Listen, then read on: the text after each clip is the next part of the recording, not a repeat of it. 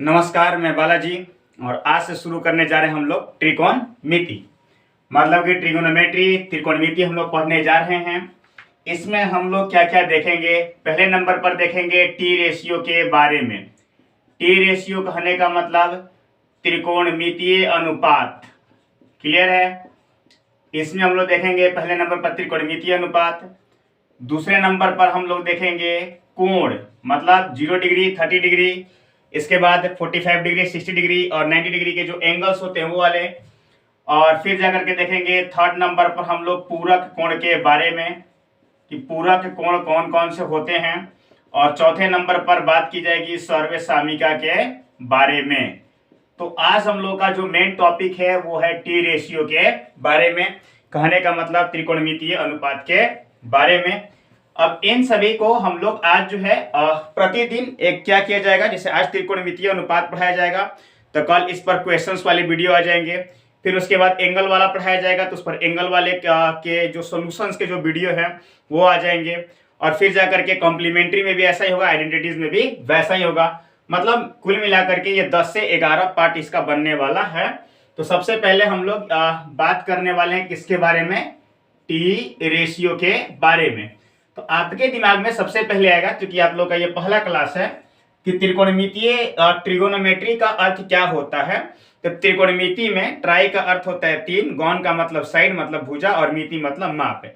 3 भुजाओं के माप को हम लोग क्या कहते हैं, त्रिकोणमिति के नाम से जानते हैं।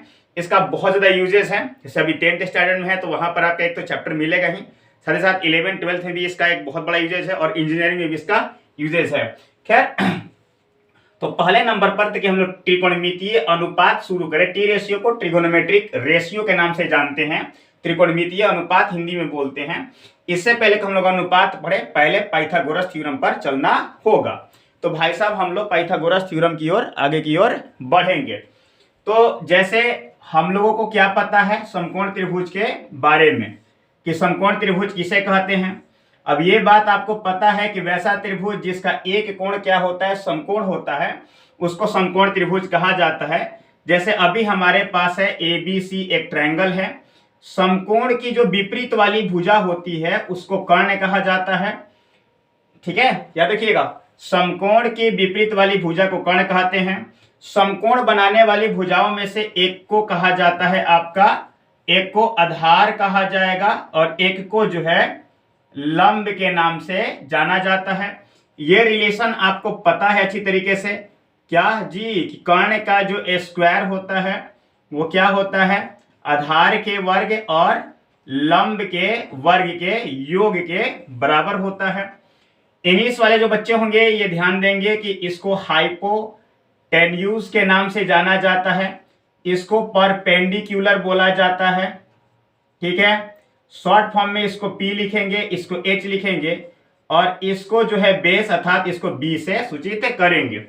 तो चलिए सबसे पहले यहाँ पर पाइथागोरस थ्योरम का ही यूज करके, मतलब कर्ण स्क्वायर आधार स्क्वायर लंब स्क्वायर, कहने का मतलब कि H square is equal to क्या हो जाएगा हमारे यहाँ पर B स्क्वायर और प्लस P स्क्वायर से जुड़े हुए कुछ क्वेश्चंस देखते हैं, फिर जाकर के अनुपात पर हम लोग चलेंगे। तो सबसे पहले यहाँ पर मिसिंग जो साइड होगा उसको क्या करना होगा, निकालना होगा। तो हमारे पास यहाँ पर है ABC एक ट्रायंगल है, यहाँ पर 5 है, 4 है और ये x निकालना है। ये पता है कि कर्ण है, तो 5 का स्क्वायर, यहाँ पर क्या हो जाएगा आपका आधार का स्क्वायर और यहाँ पर x का स्क्वायर, तो ये हो जाएगा 25, ये 16 और ये x स्क्वायर। तो x square is equal to, ये इधर सब्ट्रैक्ट हो जाएगा 25 माइनस 16, माफ कीजिएगा, यहाँ पर x square is equal to कितना हो जाएगा 9 और x की जो वैल्यू आ जाएगी वो 3 आ जाएगी, सॉरी वो रूट में आ गया ना इधर, इसको क्या करेंगे, इसको रूट में कर लेते हैं तो इसका 9 आ जाएगा। तो ये मान लीजिए पहला क्वेश्चन था।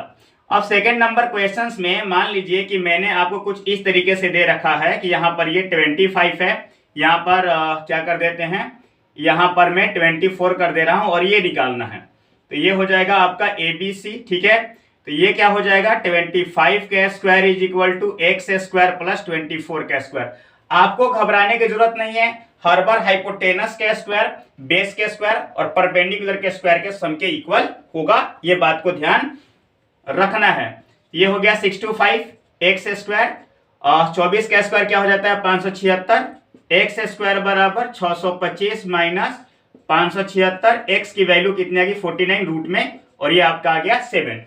तो ये एकदम नॉर्मल सा था। अब हम लोग बात करते हैं इसमें से अगर आपको क्या हो जाता है कि जब भी इसमें से कोई भी अगर आपको एक साइड मिसिंग है उसको आप क्या कर सकते हैं फाइंड कर सकते हैं, या आप बचपन से मतलब जब इसके प्रीवियस क्लासेस से आप सीखते इसको आ रहे हैं।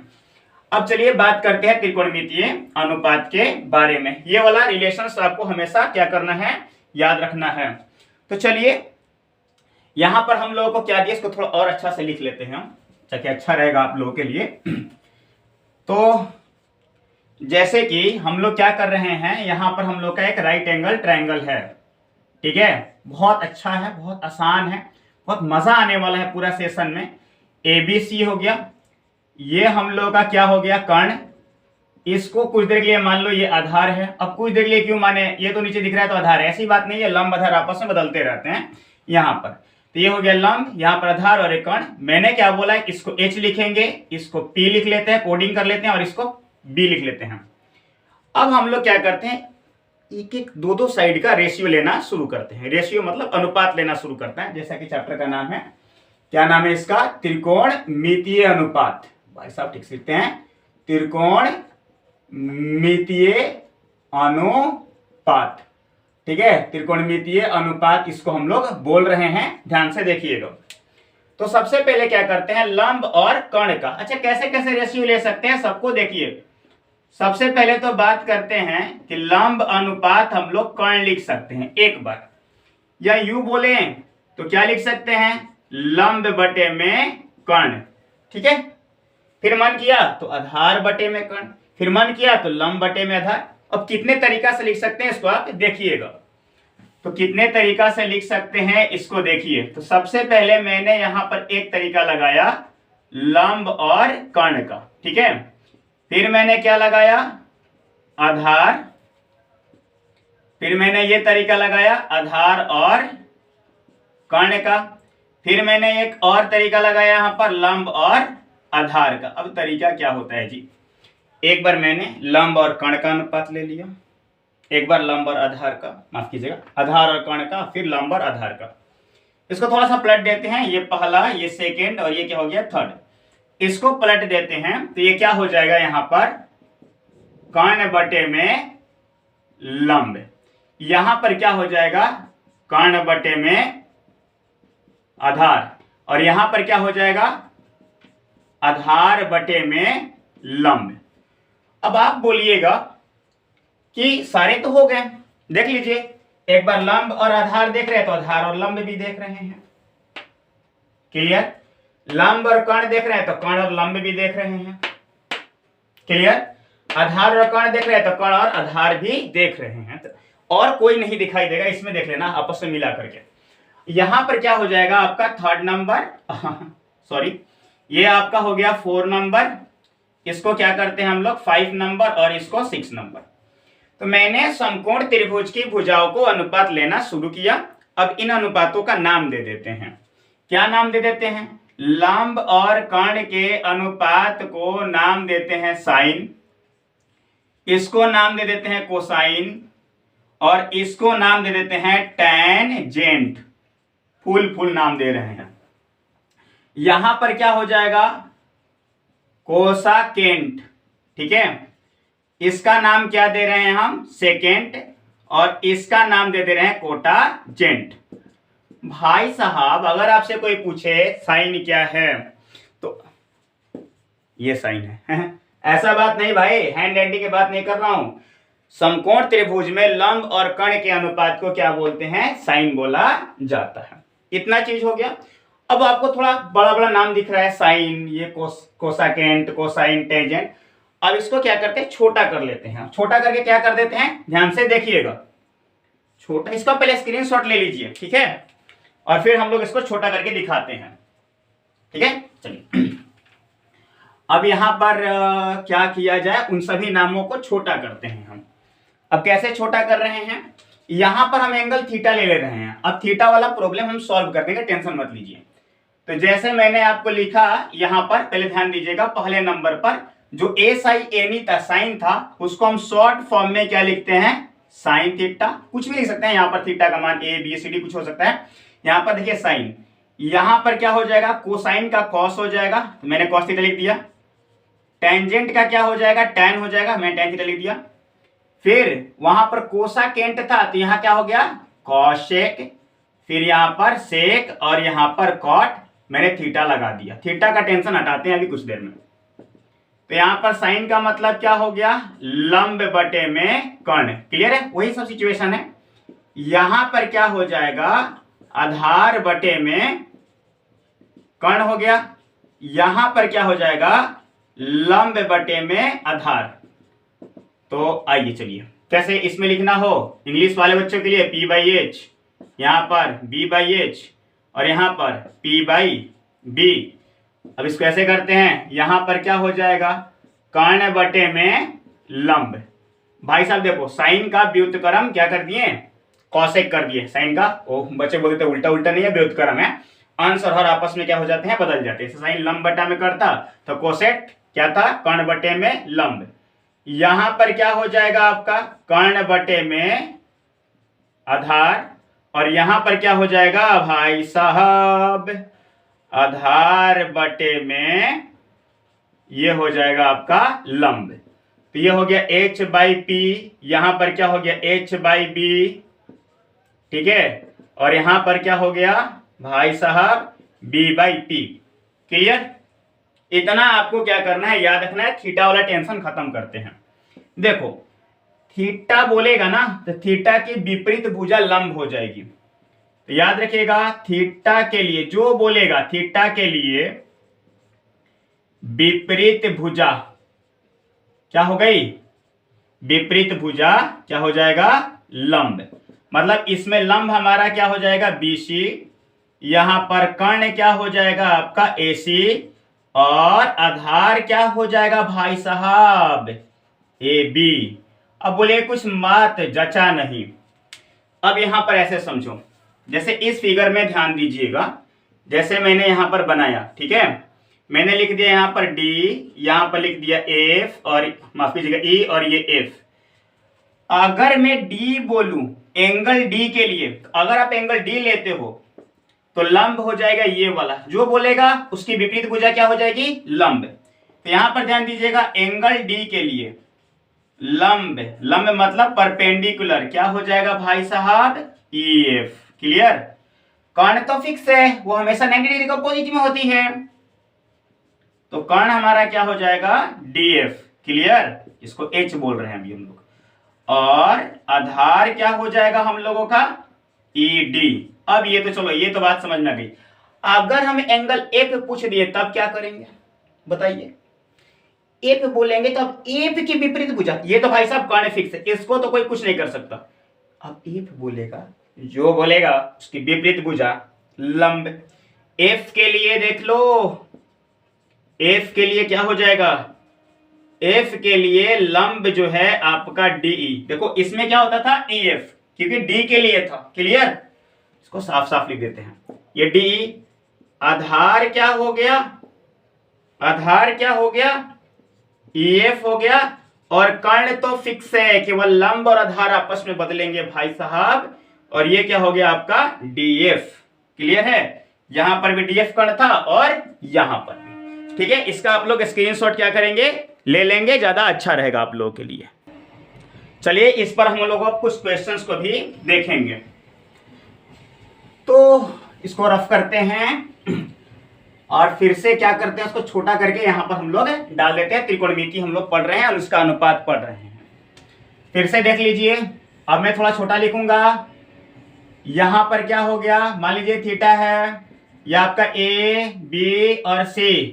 तो ध्यान दो इधर, साइन थीटा, फिर यहां पर कॉस थीटा, फिर यहां पर टेन थीटा। चलो भाई P, B और H हिंदी में लिख सकते थे। ये P बाई क्या हो जाएगा H, ये क्या हो जाएगा B बाई H, ये क्या हो जाएगा P बाई B। अच्छा इसके बाद बात करते हैं टेन थीटा के लिए P हो गया ना हम लोगों का, समझ रहे होगा आप लोग। टेन थीटा क्या हो जाएगा, हाँ अरे भाई साहब टेन कर गए, टेन कर गए भैया, टेन कर गए। कॉसेक का क्या हो जाएगा h बाई बी, क्लियर। सेक का क्या हो जाएगा एस ई सी, सेक थीटा का हो जाएगा यहां पर h बाई बी, देखो यहां पर गलती करके थे h बाई पी, और यहां पर आपका कॉट थीटा कितना हो जाएगा b बाई पी हो गया, देखो p by H, h by B, b by H, h by B, b by H, ये से करके। चलो अब क्वेश्चंस कर लेते हैं। क्वेश्चन क्या है समझना होगा, बहुत ज्यादा इंपॉर्टेंट। बताया है कि दर्शाए गए आकृति में विद्यार्थियों, दर्शाए गए आकृति में एंगल ए के लिए सभी त्रिकोणमितीय अनुपात, सभी त्रिकोणमितीय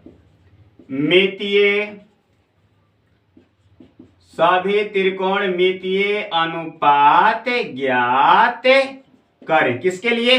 दर्शाए गए, अब आकृति कहां है, दर्शाए गए आकृति में एंगल ए के लिए सभी त्रिकोणमितीय अनुपात ज्ञात करें। यहां पर देखो ये मैंने फिगर कर लिया, दिख रहा होगा, बड़ा बड़ा थोड़ा दिखाते हैं। चलो लो, अब क्या करना है आप लोगों को, जैसे मान लीजिए यहां पर मैंने लिखा ए बी और यहां पर क्या लिख दिया मैंने सी लिख दिया, ठीक है, ए बी सी हो गया। यहां पर मान लीजिए कि यहां पर ये दे दिया है आपका 13, ये हो गया 12, तो पहले इसको निकालते हैं। क्या है, कोई भी मिसिंग हो सकता है, 13 का स्क्वायर इज इक्वल टू 12 का स्क्वायर, फिर बाबू BC का स्क्वायर 169 144 BC स्क्वायर। तो BC का जो वैल्यू आ गया वो क्या आ गया, इसको घटाएंगे इधर तक कितना जाता है 25, तो ये आ गया आपका 5। क्लियर है? चलो मैंने यहां पर 5 लिख लिया। अब ध्यान दीजिएगा, बोल रहा है कि एंगल ए के लिए निकालो, तो क्या हो जाएगा हम लोगों का सभी त्रिकोणमितीय अनुपात, मतलब sine cos tan cosec sec cot, सबका फाइंड करना है। साइन ए, दिमाग लगाओ, ए के लिए परपेंडिकुलर ये परपेंडिकुलर, ये बेस और ये हाइपोटेन्यूज। तो साइन ए का मतलब क्या होता है P बाई एच, लंब बटे में कर्ण। लिख लोगे आप 5/13। यहां पर बात करेंगे कॉस ए, क्या हो जाएगा B बाई एच, भाला भैया भाई 12/13, और यहां पर क्या हो जाएगा tan ए, और tan ए कितना हो जाएगा P बाई बी। भाई साहब मजा आ गया, मजा एकदम से, हिंदी वाले भी समझ गए होंगे अब। Sign A cos A tan ए, और यहां पर देखो आपको अगर बोले कॉसेक ए, cosec cosec cosec cosec cosec, भाई साहब h बाई पी, मतलब कि कर्ण बटे में लंब, तो ये हो जाएगा आपका 13/5। अब कौन बच गया, सेक ए, सेक का मतलब क्या हो जाएगा, तो ये हो जाएगा आपका h बाई बी, कर्ण बटे में आधार, तो 13/12, और यहां पर आ गया आपका कॉट ए, कॉट का मतलब क्या होता है भाई साहब b बाई पी, तो 12/5। ठीक है, क्लियर है? अब हम आपसे एक सवाल पूछते हैं, अगर मैं आपको बोल दूं कि tan c क्या होगा, बताओ tan c क्या होगा। तो c, tan का मतलब तो पहले होता क्या है p बाई बी। अब थोड़ा दिमाग लगाना, c के लिए परपेंडिकुलर, अब ये हो गया c के लिए परपेंडिकुलर, ये क्या हो जाएगा 12, और बेस क्या हो गया ये, अब बोले p लिखा है, नहीं c के लिए परपेंडिकुलर ये 12 और बेस ये हो जाएगा। ठीक है, ये हो गया आपका 5। क्लियर? अब एक और क्वेश्चंस देख लेते हैं, ठीक है, ज्यादा अच्छा रहेगा, मजा आ जाएगा आप लोगों को। इसका स्क्रीनशॉट ले लीजिएगा। चलिए आगे बढ़ते हैं भाई साहब। ये तो ऐसे सवाल थे, नॉर्मल सवाल थे, एकदम हलवा था, हलवा। अच्छा, आपको एक समस्या क्रिएट होगा, और वो समस्या क्या क्रिएट होगा आप लोगों के सामने, ये चीज याद रखनी पड़ेगी कि साइन इज इक्वल टू लंब बटा में कर्ण, कॉस आधार बटा में कर्ण, टेन फिर बोल रहे हैं लंब बटा में आधार, कॉसेक कर्ण बटा में लंब, सेक कर्ण बटा में आधार, कॉट आधार बटे में लंब। तो ये चीज ना कैसे याद रखेंगे, तो ट्रिक है इसके लिए। हिंदी वाले बच्चे ऐसे देखो, एल ए एल, ये हिंदी में हो गया लाल, ठीक है, और यहां पर क्या हो गया बाबू के ए। अब ये चीज क्या है बताओ, ऐसे ट्रिक समझो, लीला आंटी लाई काचा काचा आम, कच्चा कच्चा आम, इस बार कच्चा कच्चा आम, इस साल कच्चा कच्चा आम, लाल बटे में कक्का। अब देखो छो का नाम याद रखो, sine cos tan cosec sec cot.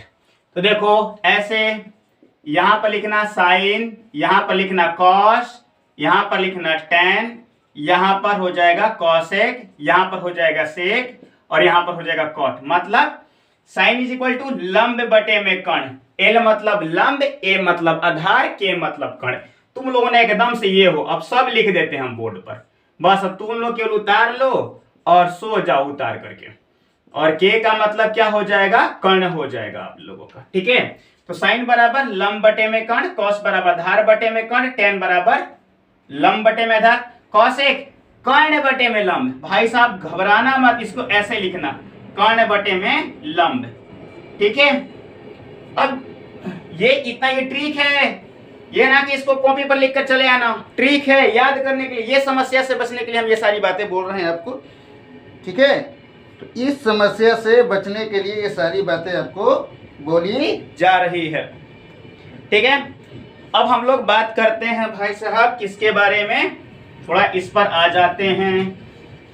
अब जो हिंदी वाले इंग्लिश वाले बच्चे होंगे वो क्या करेंगे, पी बी पी और फिर क्या लिखेंगे एच एच बी, मतलब समझ रहे हैं,